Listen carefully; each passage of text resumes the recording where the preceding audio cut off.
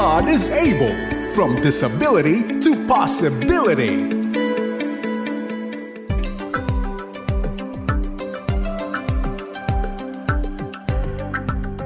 Magandang gabi po sa inyong lahat. Pwede rin po magandang umaga o magandang tanghali. Ano man po ang oras ngayon sa inyong lugar. Welcome po muli dito sa ating program, God is Able. Tayo po ay napapakinggan sa FEBC Radio TV at napapanood sa Facebook Live at sa YouTube channel ng 702 DZAS. Ako po si Raquel Camolandong.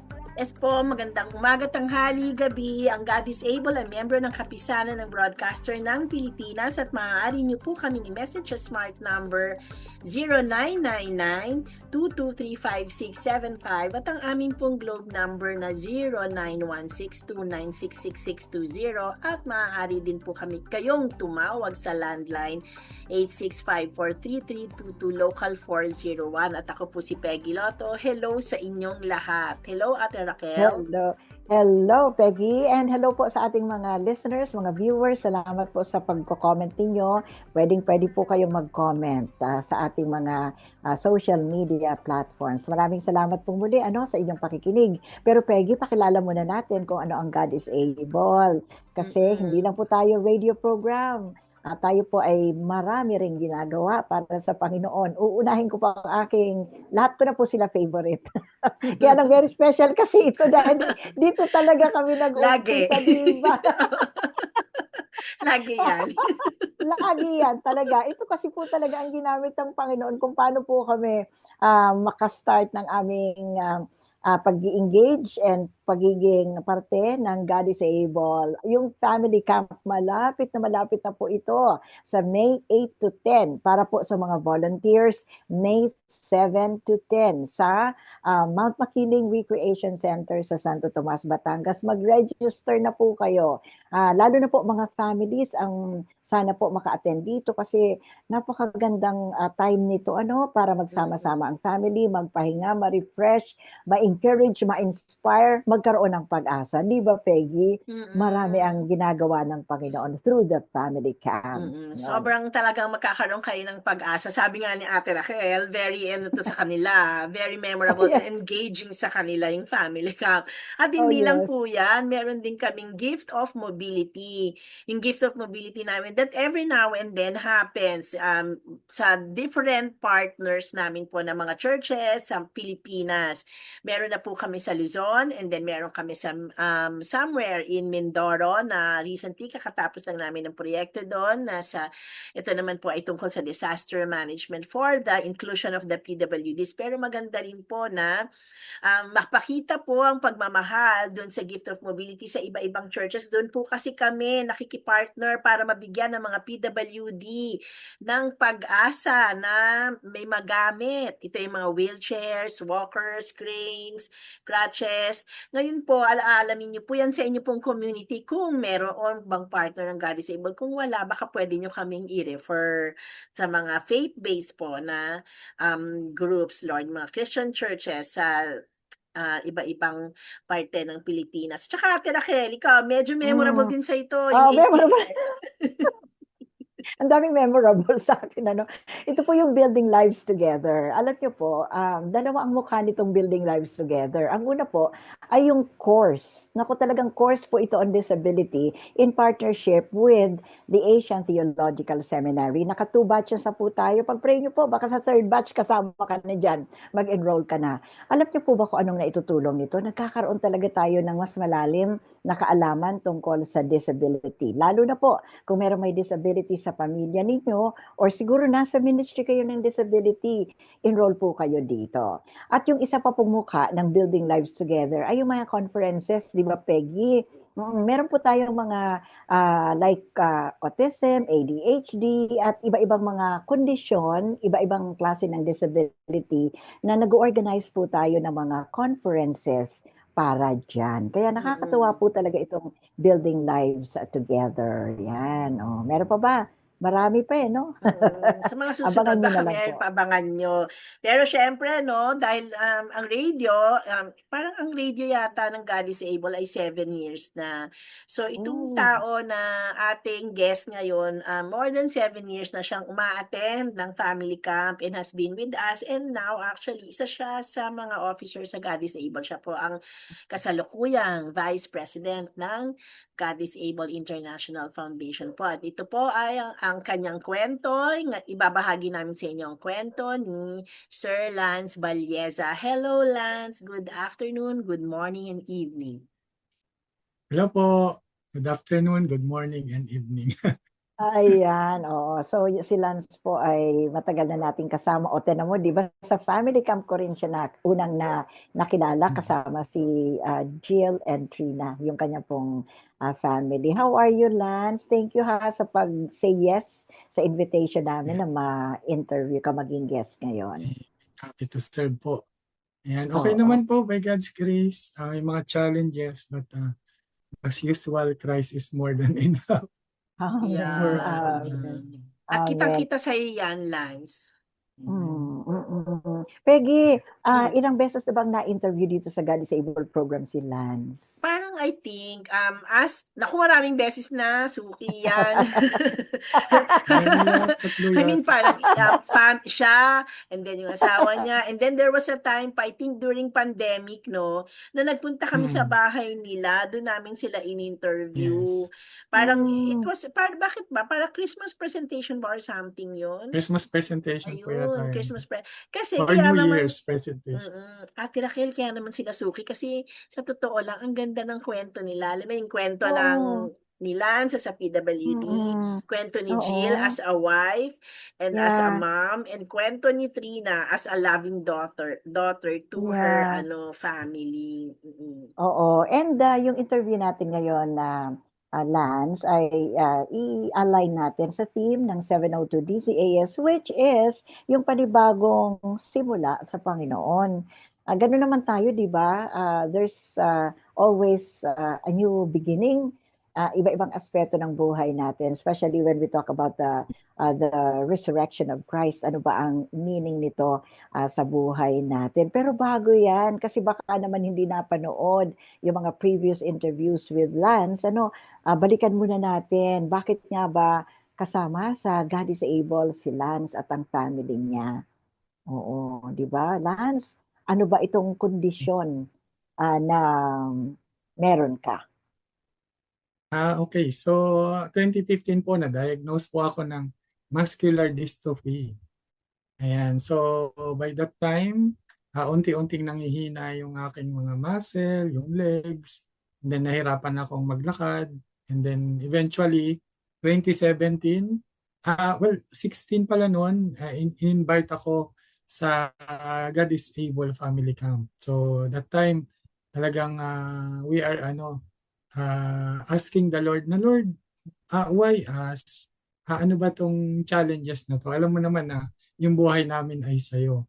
Pero itong area na pinapupuntahan mo sa amin is unknown.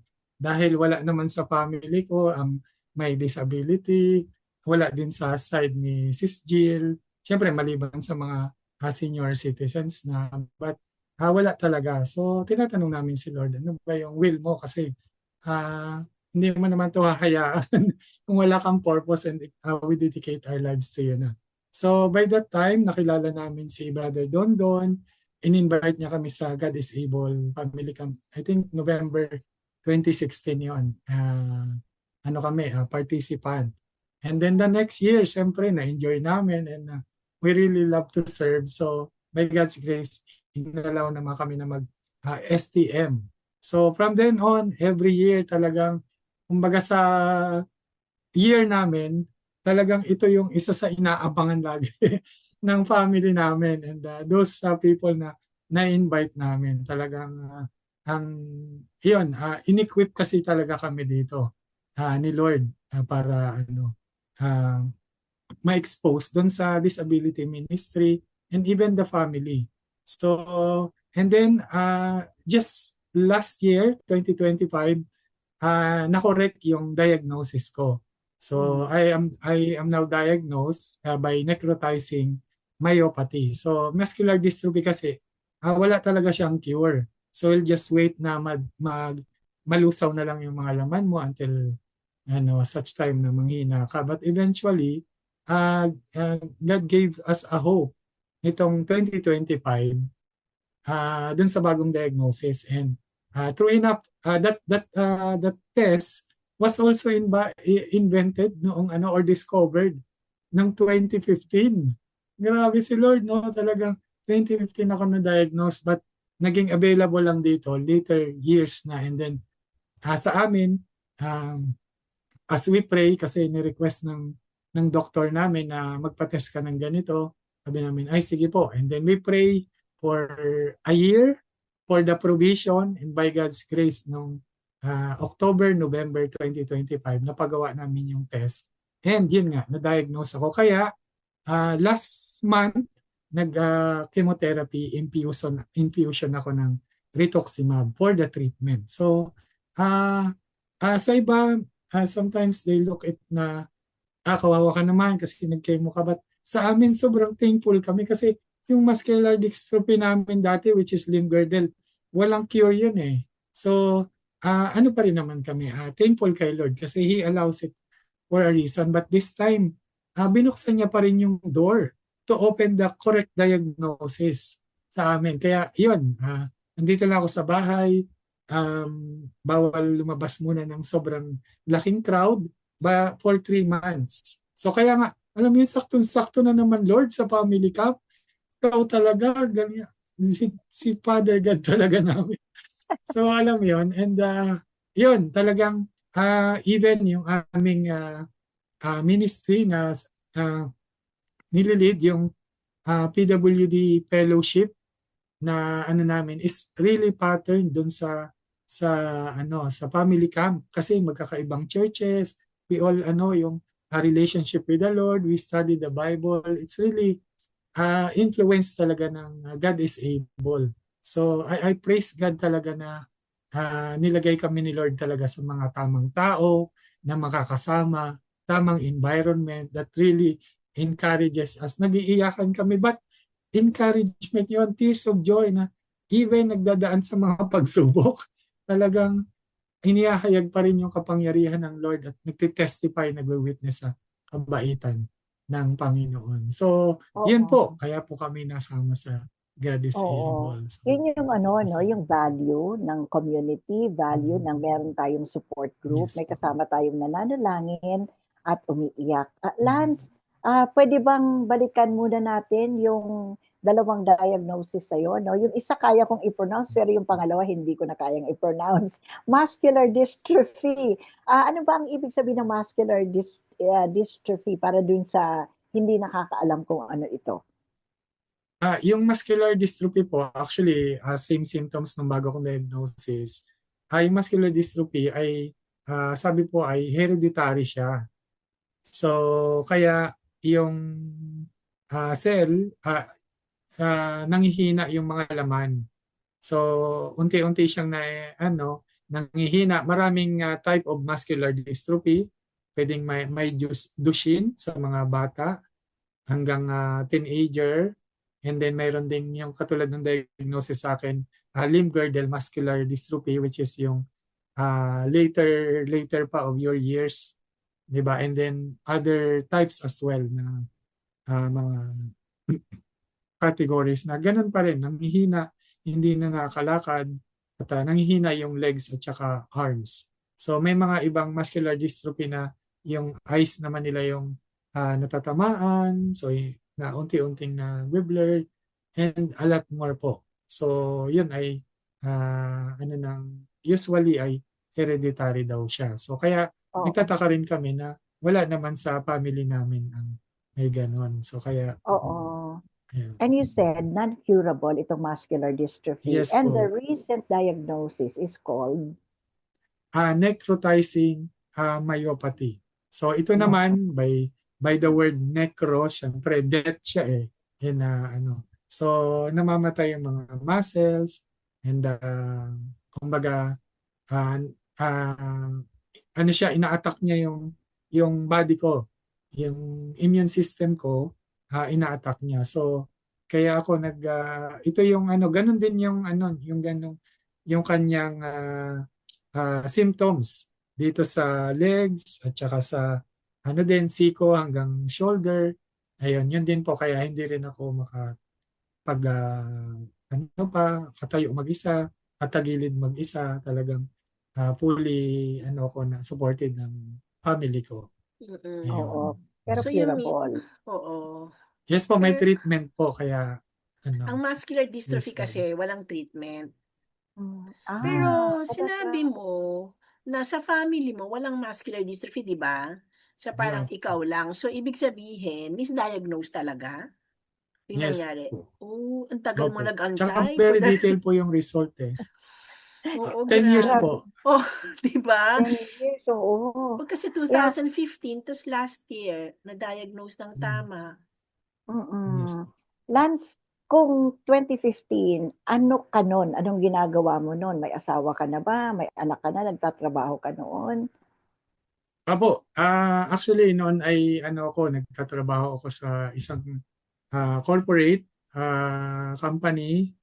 Tapos si Trina noon ay ah 10 to 12 years old na siguro. And then syempre nandiyan na po si Jill. Mhm. Ayan. So I'm working there. Noon po ng time na yun, we accepted Jesus in 2011. And then we back from New Zealand to the Philippines noong 2012 ng December. So, noon po ay when we accept ano kami, Bible study sa office. Ayan, tapos nag-serve din po kami sa church. Ako po ay gatekeeper ng Next Generation Ministry. Si Sis Jill naman po ay teacher ng Next Generation Ministry sa church Wow. po namin. Oo, magandang siguro medyo balikan lang natin kung ano ang naging buhay niyo after you learned about the diagnosis. Kumusta si Jill? Kumusta ka? Anong effect sa Mm. trabaho niyo? Kay Trina? Actually, lahat po talaga sa amin may malaki ang epekto. So, for example sa akin, syempre, yung mga dati kong ginagawa, kasi ako bilang accountant by profession, so kumbaga gusto ko matapos lahat ng mga gagawin. And even ako kasi ay medyo sporty, naglalaro din ako ng sports before. So, yun. And then unti-unti nanghihina ako. So, actually, ang pinaka-challenges ko ay hindi para sa akin, pero yung makita ko yung family ko na sa halip na ako yung nagpo-protect sa kanila, sila pa yung nagpo-protect sa akin. Sila yung nagbubuhat sa akin, di ba? Which is dapat ay ako yun. Ako, trabaho ko yun. But eventually, siguro it's a part of pruning din sa akin, my character. Siguro I was prideful, and now I'm learning humility. Siguro I am depending on myself. Now I'm learning to depend more and more to the Lord. So, yun. And even kay Sis Jill po, syempre, may mga ano rin siya. Naalala ko nga noon, nag-work siya sa isang magandang company rin na talagang nai-enjoy niya. And then sabi ko sa kanya, nako, um, ma'am, mayroon parang sinasabi ni Lord na mag-stop ka na dyan sa work mo and then mag-full ka na lang sa akin, sa atin. So, syempre sa una, gusto niya kasi yung work and I understand. Pero sabi ko nga sa kanya, yun yung ano sa atin. And eventually, nag-resign din siya, nag-submit siya. And then, ang nakakatuwa dun is, syempre, nabawasan kami ng income. And then, siguro 1 month or 2 months, na-promote na ako, nadagdagan pa yung salary ko kasi I speak Portuguese. So may premium na inad doon yung company ko. So sabi ko, galing talaga ni Lord, oh. Yung salary mo more than pa ang indinagdag sa atin. So talagang iba talaga pag nag-submit kay Lord. And then Trina as well. Siyempre, since siya ang anak namin, kumbaga usually center of ano siya of our attention. Diba? And then eventually, nung nagkasakit ako, she had to grow up ng madali. Kasi Mm. tutulungan niya ako, Tinutulungan ako pagka mag-aalis ako, maglalagay ako ng medyas, sapatos. So talagang na anuhan din siya, nahirapan din siya mag-transition kasi siya yung baby namin tapos ngayon si daddy na yung baby.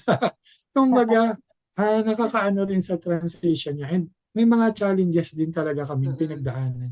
Bawat isa. Mm-mm. But by God's amazing grace lang po talaga na kami Mm-mm. ay nandito pa rin at magkakasama. Mm-mm. So So praise Lance, God po. from doon sa transition, 'di ba kasi from the muscular dystrophy and then move forward Mhm. tayo dito sa bago Yes po. mong ano, so nung Mm. nung ano mo, hindi pala muscular dystrophy, ito pala yung condition ko. So how Mhm. did the family take it? Kasi 'di ba I remember talking to Jill, sabi niya, naku, tatatandaan mo sis na ibig sabihin pwedeng makalakad si Lance. Sabi ko, oo no. So sinasabi niya na yun yung ano ko kay Lord na makalakad siya So, 'di ba, ngayon nakikita ko kasi from dun sa MD, sa muscular dystrophy, tas ngayon na ganyan ka, mas lumakas ka. So, ikaw, how do Mhm. you feel it now in your body? Ako naman po ay actually yung pasok ng taon sa amin is very hopeful talaga and excited dun sa gagawin ni Lord for us this year. So sabi ko nga, yung after kong infusion, so medyo naramdaman ko na medyo exercise na ako. Yung strength ng yung stretching ko, nagagawa ko na.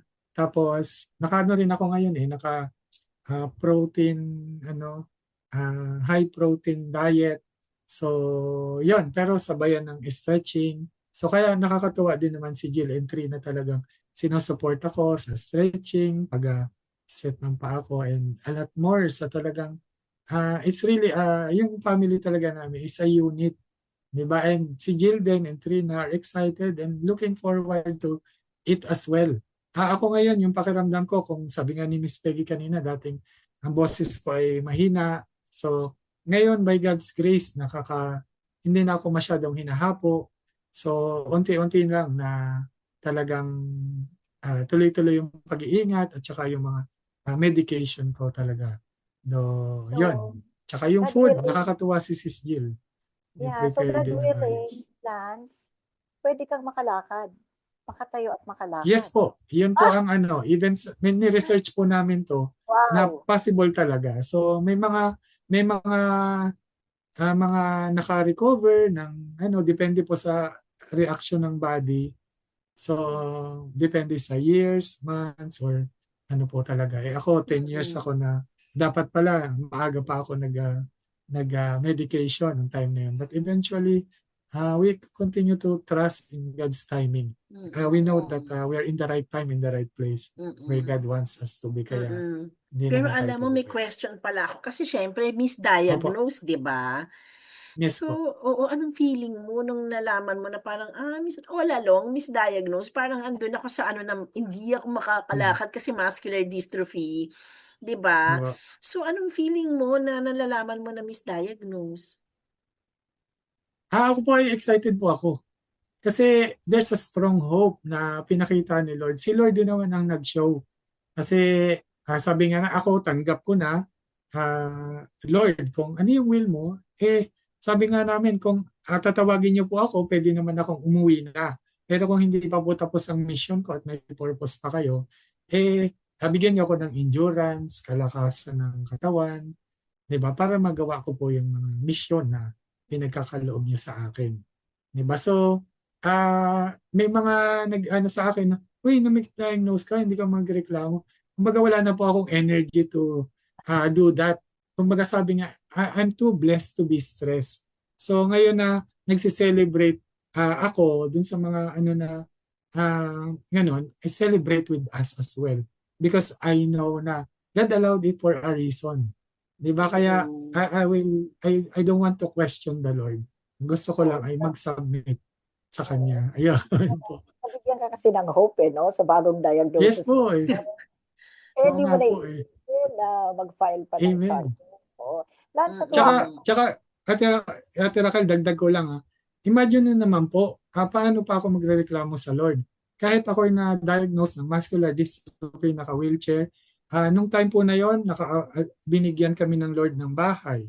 nakabili kami ng sasakyan, nakapag-aral si Trina.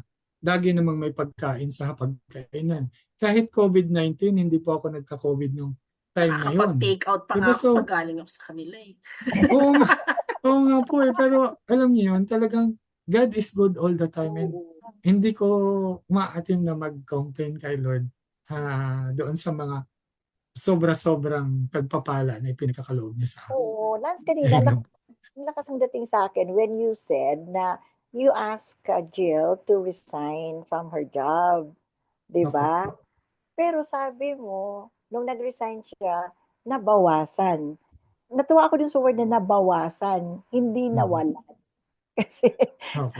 ibig sabihin, may income sa inyo kahit na nag-resign. Yes. Jill. So, ang Amen. question, nagpatuloy ka ba sa trabaho? Hindi ka ba nawalan ng trabaho kahit nakaupo ka na dyan sa wheelchair?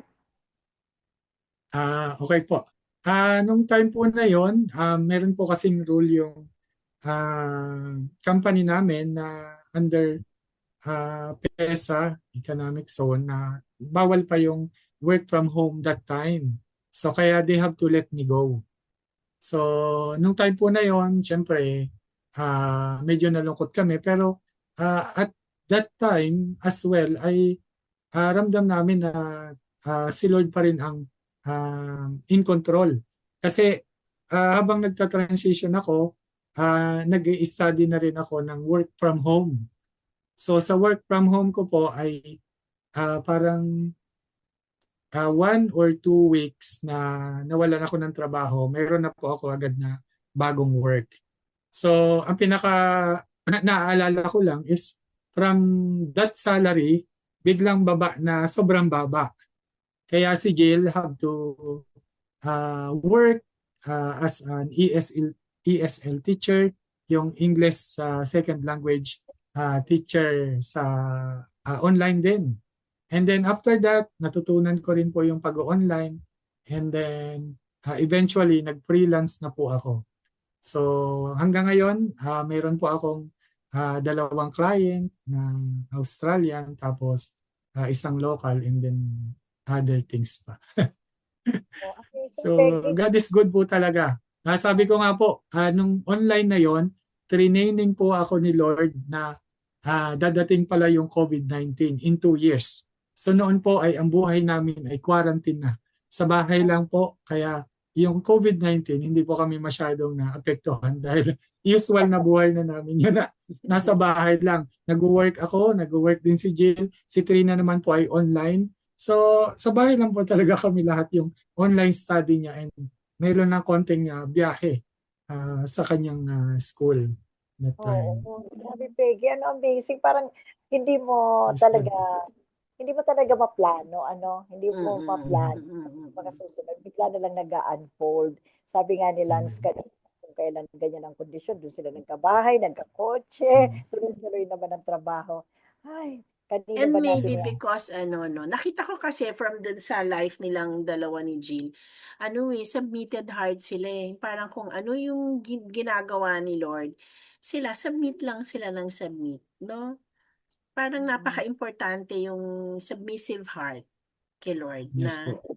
hindi sila Mm. nagko-complain like what Lance said, 'di ba, na I am too blessed to be stressed. Mm. 'Di ba? Na Amen. parang sana anyone can have that kind of 'di ba, perception na bakit pa ba ako magpapastress, ang nakita niya kahit nabawasan, 'di ba? Sabi nga niya nabawasan pero hindi nawalan.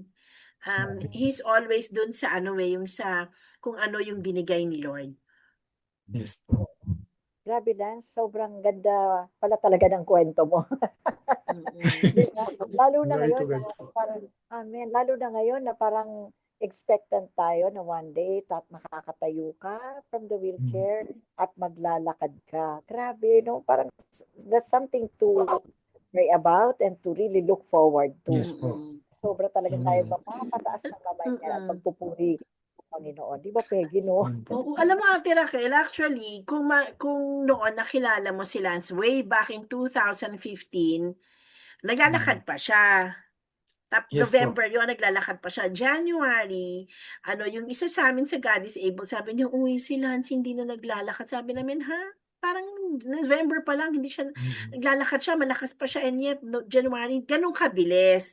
Yung ano Mm. talaga, yung deterioration na nangyayari. Pero, yung boses niya, tapos hindi ganyan yung boses niya noon. Kaya nga sabi ko sa kanya kanina, sabi ko, Lance, parang ang laki na ng boses mo, tapos bumuo na. Kasi I remember before, Lance was used to be, yung di ba ikaw yung sa love notes ng God is able. Opo. Ikaw yung, oo, kasi, Yes po. pero kasi dahil hindi na Tsaka po niya si Jill. yes, hindi Mm. niya na ano yun, dahil sa sobrang hina ng boses niya, Yes po. nahihirapan siya. So, medyo na-stop yung ano na yun, yung may segment sila Mhm. dito sa God is Yes po. able. Mm-mm. Because of yung voice niya na mahina. Ngayon, Oo. Alam yung mo, boses, grabe na ano. Alam mo, the first time na nakita ko si Lance, merong nakapagsabi, ay, nag-comment dun sa first camp na pinuntahan namin ng God Disable. Ano, may nag-comment, sabi ganun, oh, naka-wheelchair na siya. May nag-comment ng ganun, Lance. And pag a few times na nagkakausap tayo, iba talaga yung ang hina, ang faint ng boses ni Lance. Mhm. Ano, parang, Yes po. parang ganun. Kaya nakakagulat ngayon, no? Dire-diretso, buo Mhm. ang boses ni Lance. Wow, amazing talaga. Praise God mm, po talaga. hindi siya ganyan noon. Parang noon mag-aantay ka kasi hinihingal siya. Pero ngayon, Mhm. Lance, nung last time na dinaanan ka namin, and tsaka malakas ka talaga, than the Mhm. than the previous, yung visits namin sa'yo, malakas ka Yes talaga po. ngayon, ano. Oo. Amen po. Ang hinahandle ninyong group ng PWD is a growing group, ano? Marami Yes ang, po. oo. Bakit ka nga ba nagkaroon ng pasanin na mabuo itong group na to at magpatuloy hanggang sa ngayon? Nung time po na yun ay ano rin, pandemic. Kasisimula lang ng pandemic. So, syempre, by that time po ay kami po ay hindi na makapag-church. Dati po ay nagsiserve din kami sa church nung time na yun as an usher. Tapos, hindi na makalabas. So, um, may kinontak po ako ni Brother Dondon, ni Brother Mike Doc Tama at saka Mark Doc Tama. And then para daw po ano ng online. So sabi ko, sige po, by God's grace, na unti-unti po namin, minsan apat lang kami, and then hanggang sa dumami po ng dumami. And ayun po, nakakatuwa din yung aming suportahan. Siyempre, kami-kami yung may mga challenges, di ba? Pero minsan nagtatawanan dun sa mga kahirapan na hindi namin maabot to or ganun. Pero na ano po, nagkakasuportahan. Di ba? And every week talagang walang palya na ah, nag, meron kaming breakout kasi eh.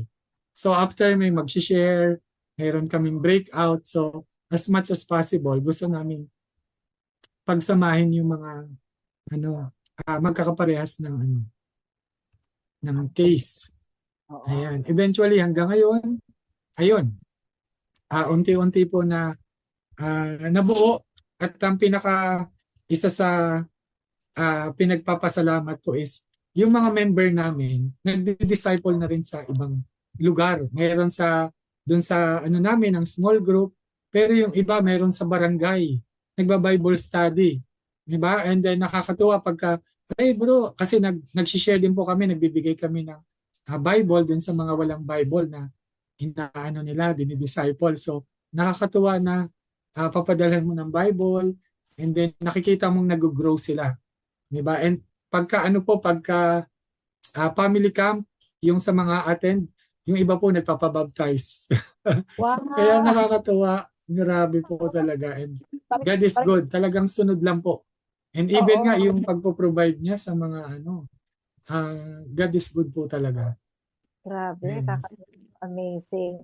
Oo, Lance, kasi ang team na ngayon ano, ng ating station ay about the resurrection. Pag sinabi bang resurrection of Christ, ano ang message sa'yo nito? Ano ang insight na iisip mo tungkol dito? Nako, napaka ano po niyan dahil yan talaga yung parang foundation ng ating Christianity that Christ died for us and He lived, di ba, dun sa ano natin. After 3 days, He lived and rose again. So, tatanda ko dito yung part natin sa Romans 10 verse 9 to if you declare with your mouth that Jesus is Lord and believe that God raised him from the dead, you will be saved. So, saving us, it's dying from our sa sins talaga natin. He died for us. So kaya we live for him. So wala namang perfect but we are always yung nandun yung heart natin to please him, to live righteously doon sa kanyang mga pinagagawa sa atin. And ako, yung mga sufferings ko, sabi ko nga, si Christ nga, mas sobra pa yung suffering niya. 'Di ba? Dito sa pinagdadaanan ko. And he died for me already. So, it is our great opportunity na ma-share to sa mga hindi pa nakakakilala sa Lord. 'Di ba? At maramdaman nila yung pagmamahal ng Lord sa kanila that He really died for them. Kaya, that grace, you accept it. It's like a gift, 'di ba, na kailangan mong buksan, gamitin at pag-ibayuhin. 'Di ba? Because God already died for us. So we continue to live for him and surrender to his will. Kasi good naman lagi yung plan niya for us eh. 'Di ba? Sabi nga sa Romans 8:28 that everything happens for the good of those who love him and called according to his purpose. So alam mo yun, nandun yung confidence mo na, Lord, will niyo po ba to? So gagawin namin to. Diba? Kaya napakasarap ng yung cross always remind us na hindi pa tapos yung journey ka na to. Temporary lang to and the best is yet to come. Diba? Birth pains and then after this, pag lumabas na yung kumbaga yung baby, ando na yung kasama na natin si Lord. Diba? And even that time na nagka-muscular dystrophy ako, ang ano po ko talaga kung hindi ako i-heal ni Lord dito sa mundo, I'm sure the next time I will run with Jesus. So, di ba kabang-abang panalo pa rin. Di ba? So, talagang yun po ang pinaka-look forward nating lahat. And the cross always, ito yung mas mahalaga pa sa mga iba't ibang celebrations natin. That we really have to remember that He died for us and ito yung core ng pamumuhay natin, nakasama siya.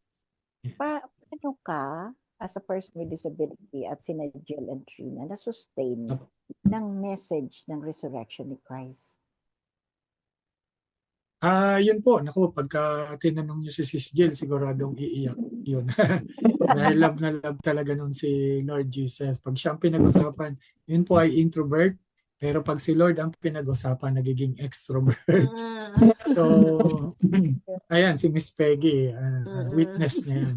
So talagang, yun po yung nagbibigay sa amin,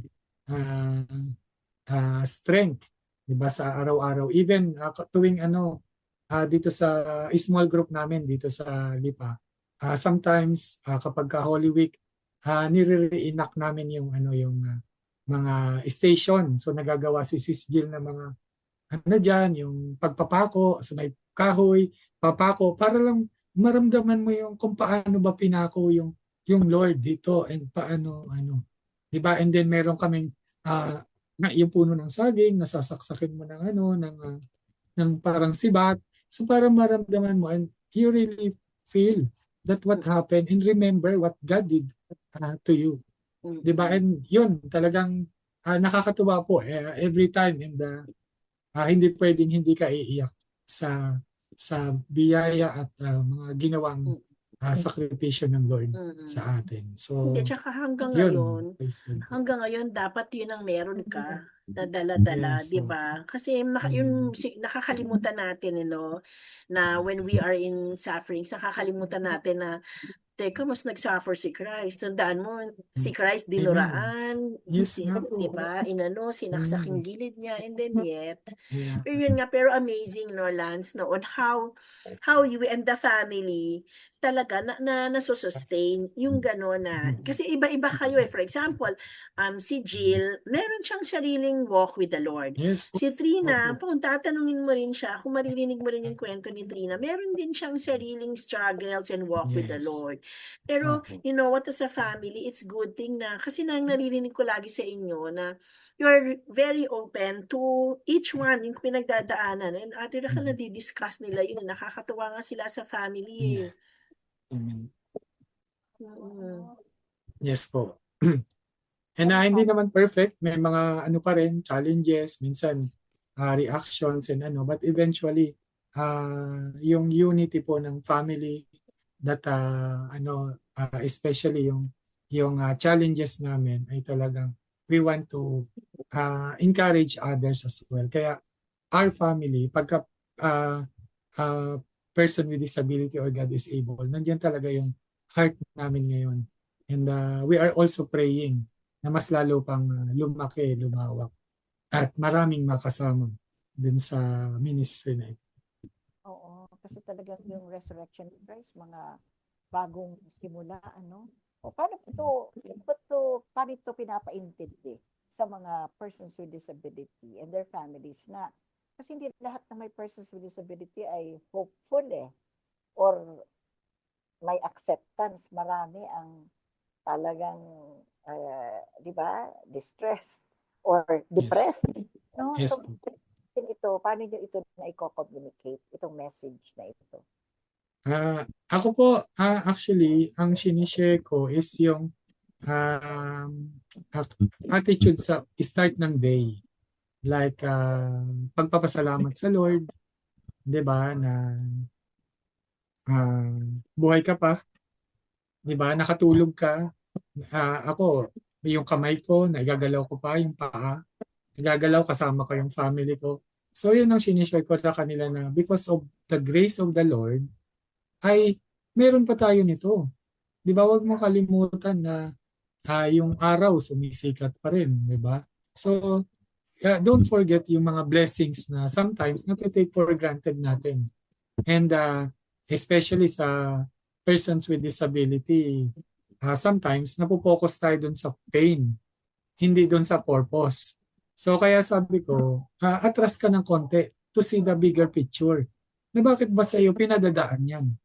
Kasi may purpose si Lord. Kung ako ay, naalala ko nga sa isang session natin sa family camp, may isa doon na nakikinig lang ako. Yung isang tatay doon na nag-share. May iyak siya, ako lang tango-tango, oo nga po, ganyan po talaga. But eventually, hindi ko talaga makalimutan na sabi niya, Lance, salamat na pinakinggan mo ako. Kasi sa bahay, minsan hindi ako nakakapag-share ng ganito. Hindi ko na ilalabas. So, ang ibig kong sabihin, yung mga challenges po natin ay walang tapon sa Lord. So, ramdamin niyo po dahil alam naman po natin na temporary ito lahat. Pero ano po yung purpose? Ano po yung purpose ni Lord dito sa mga challenges na to? Because those tests, sabi nga nila, is for the testimony to witness the goodness, the power of God. Kahit sa mga challenges na to. And eventually, sino ba yung natataas? Hindi naman tayo, si Lord din. Kasi in our weakness, the power of God is seen. Di ba, sa buhay natin. And it's meant to be shared to others. Kasi surely, some people, na nagpo-focus sila doon sa mga pain. Di ba, sa mga challenges nila. And forget to, parang nagiging last resort nila ang prayer. But I always encourage na unahin niyo yung prayer. Di ba, other than anything else, prayer mo muna. Di ba? And I always share to them as well na kung ano yung meron ka ngayon, yun ay sapat din para sa mission mo ngayon. Hindi mo kailangan yung ibang mga items na inahangad mo dahil hindi mo naman siya ngayon sa mission mo. Yes. 'Di ba? Tomorrow baka ibigay ni Lord 'yan is appropriate dun sa mission mo rin.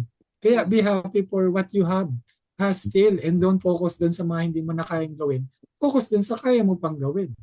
'Di ba? So Kung ano lang yung para binigay hindi ka na rin ma-stress. Yes, kung Opo. ano lang yung binigay as of the moment, then that's the will of the Lord. Kasi minsan tayo, gusto natin parang, Lord, I wanna go beyond the mission that you Yeah. have given. Pero hindi ganun si God eh. Kaya nga, it's actually, di ba, when we go through it, it's actually the testing of our characters din. Kasi Yes di ba, po. sometimes you're becoming greedy, you want this, you want that. But the Lord does not work that way eh. Gusto niya talaga, Lance, na kagaya ng family nyo, sobrang you appreciated what is there. Yung kumbaga parang yung Amen. character ng bawat isa sa inyo, and more than the blessings of the finances, yung mga provisions, ang naging ano nyo is yung yung bawat isa, yung Yes acceptance, po. yung naging Totoo yan. 'di ba? Kasi I've seen Opo. them talaga na, naku, si Miss Jill, tama yun. Pag pinag-uusapan si Mm. Lord, hindi kami natatapos niyan. Oo, exactly. Bukas. Oo nga po. Should say this, na yung family nyo is really worth emulating. Magandang panggayahan ng mga pamilya na merong disability sa loob. Ngayon siguro para makatulong, mabigyan din natin ng tips yung ibang mga pamilya. Paano nga ba mapapanatiling strong ang family kahit na merong may disability? Yan. So, I think very important po yung relationship sa Lord po talaga. Kasi alam naman natin na katulad ng sinasabi namin kay Trina, kaming parents mo mawawala, di ba, wala kang ibang aasahan kundi si Lord. So, you really have to continue to love Him, fear Him, di ba, and serve the Lord talaga. Kasi kapag kay Lord ka hawak, actually, di naman niya tayo binibitawan. Lagi tayo lang minsan ang bumibitaw. But it's very comforting na malaman mo na kasama mo lagi si Lord at hindi kanya pababayaan dahil nangako siya and wala pang promise siya na binigo tayo. 'Di ba? Hindi niya tayo iiwan, ni pababayaan man. 'Di ba? May plano ako sa iyo, plan to prosper you and not to harm you, plan to give you a future and a hope. Iyon pa lang. 'Di ba, talagang hindi mo na siya, kumbaga hindi ka na magdududa. 'Di ba? Kaya continue to strengthen your relationship with the Lord. Read your Bible, 'di ba? And meditate on it.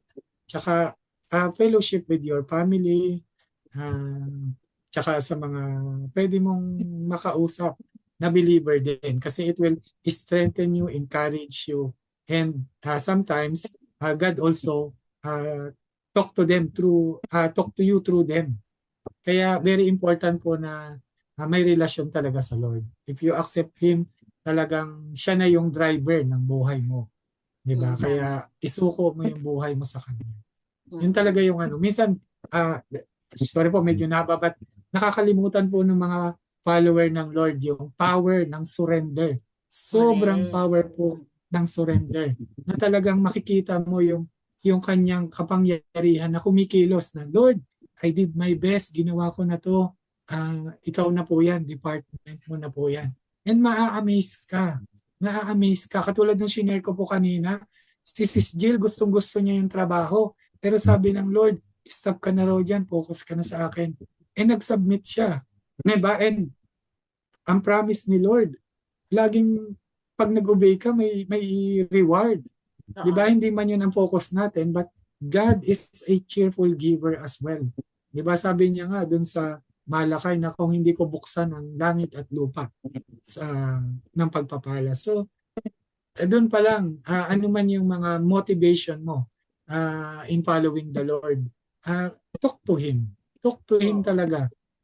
Everything. Kahit hindi kailangan na laging nakakahon yung mga prayers mo. You talk to Him just a normal dad, a normal friend. Like a child. Normal, like a child. You really have to just talk to Him. And He will reveal the great plans na inihanda niya para sa iyo. You will be amazed. You will be amazed dun sa mga miracles niya. And I believe then also as you surrendered, you are also walking in the righteousness of the Lord. Yes po. Kasi that's very important that the crown of righteousness at the end of everything be given to you and you have it. Kasi yun din ang yung kala natin when we surrender, parang wala lang but you get it actually from the Lord and kailangan ito ka, no? You don't compromise. Naniniwala ako na yung pagiging surrender kasi kayo syempre pwede naman kayong magtrabaho, pwede naman si Jill magtrabaho kasi may sakit ka, but then again, di ba, once you hear it Oo. Yes. Tsaka, di ba, in our weakness, God is strong. Oh, God will yes. Amen. make. Oo. Pwede talagang i-surrender, ano? Oh yes, Opo. and I've seen that also kay Pastor Joseph kasi nung nag-surrender siya, yung kay Toy. I mean, the story, pag tinitingnan ko ay pag may surrender talaga, alam mo may blessing kasi parang inaano ni God na grabe, how can you surrender that to me? How can you surrender to me your skills, your money, Mm. when in fact, I Yes. know deep in your heart, you're worrying about on how to Amen. fend your family, di ba? Yes. But then again, the Mm. Lord is faithful. And in Amen. everything po, sa mga nakikinig sa atin, ang nakikita po lahat sa Mm. ganitong uri ng pag-surrender, hindi Amen. tayo, kung hindi yung faithfulness po talaga ng Yes Diyos po. sa bawat taong sumusurrender, and you get to love Jesus, you get to know Him Amen. more. Oo, Diba? hangga't hindi tayo nagsusurrender, lalo tayong napapagod. Sobrang effort ang i-exert natin para Mm. makuha yung gusto natin. Pero kapag sumurrender tayo sa Lord, the Lord does His job. No? Yun. Yes According po. to ibibigay ko. Kaya pag surrender, walang effort eh. Maghihintay ka na lang eh. Diba? Hintayin na lang natin yung kanyang sagot sa ating prayers. And I think it's the reason kung bakit si Lance, despite his, condition, and syempre yung mga challenges na kaakibat nito Mm. kina Joel and Trina, tinan mo, happy sila, oh. Alam mo yung Oo, oh, tsaka Amen talagang po. you can see Praise God. sa face niya na talagang grabe, there's peace, no? Yun ang importante eh. na, diba, Amen. napaka-full nila. Nakakatuwa, no? Mm. Diba? Praise God. Yes, naku, pero maganda yung kwentuhan natin, pero sorry po sa inyong lahat at medyo, naku, mag-goodbye na tayo, no? Dahil alam mo naman, limitado lang ating oras. But anyway, Opo. Lance, thank you. This is a very encouragement story. Talagang, again, nare-refresh sila, no? Kahit na sabihin mong paulit-ulit, may ibang story ang dumadating, no? Yes Ate po. Raquel? Amen. Actually, sa akin, masyado akong na-inspire and napatunayan na talagang yung surrender ang lakas ang dating sa akin. Kasi lahat tayo mga self-willed, mahirap mag-surrender. Pero surrender lang naman pala talaga. Lance, thank you so much talaga. Kapag nakakalakad ka na, nakatayo ka na mula sa wheelchair, yan, interviewing ka ulit namin, ha? Sure po. Yes. Kahit po hindi pa ako nakalakad. Nasa will pa rin ng Lord po yan and surrender it to Him. That's the Kaya glory siguro po, of God. iwan ko lang din sa mga natin, nanonood. So remember that this life is not all about you. It's all about the Lord. When you take charge, dun ka lalo nahihirapan. But when you surrender it to the Lord, nako, maa-amaze ka sa mga ginagawa ng Lord sa buhay, na gagawin ng Lord sa buhay mo. And continue to be a good steward of what God, Yes. everything that He has given to you, your body, your family, your work, your business, or whatever it is, dedicate to the Lord, ask the Lord about it, and He will do great things through you, with you, and in you. So glory and praises be only to God po. Amen. Amen. Sobra. Thank Amen you so much. Uy, Peggy, may promise tayo. Babati muna tayo ng hello and happy listening. Hello, Yuris! Hi, Yuris! Yuris, binabati ka namin ng magandang gabi. See you sa camp, Yuris. Hindi na ma-absent yung pamilyang yan. O sige po, ito naman ang isang oras ng ating programang God is Able. Maraming salamat po mga kaagapay sa inyo pong pakikinig at panonood dito sa ating programa. Tayo po ay napakinggan sa FEBC Radio TV at sa YouTube channel at Facebook platforms ng 702 DZAS. Maraming salamat po. Ako si Raquel Camolandong. Yes po, maraming salamat. Kami po ang programang God is Able, Laanay Katatagan at Pag-asa sa mga Pilipinong PWDs. Ako po si Peggy Lotto from Disability to Possibility. God is able. From disability to possibility.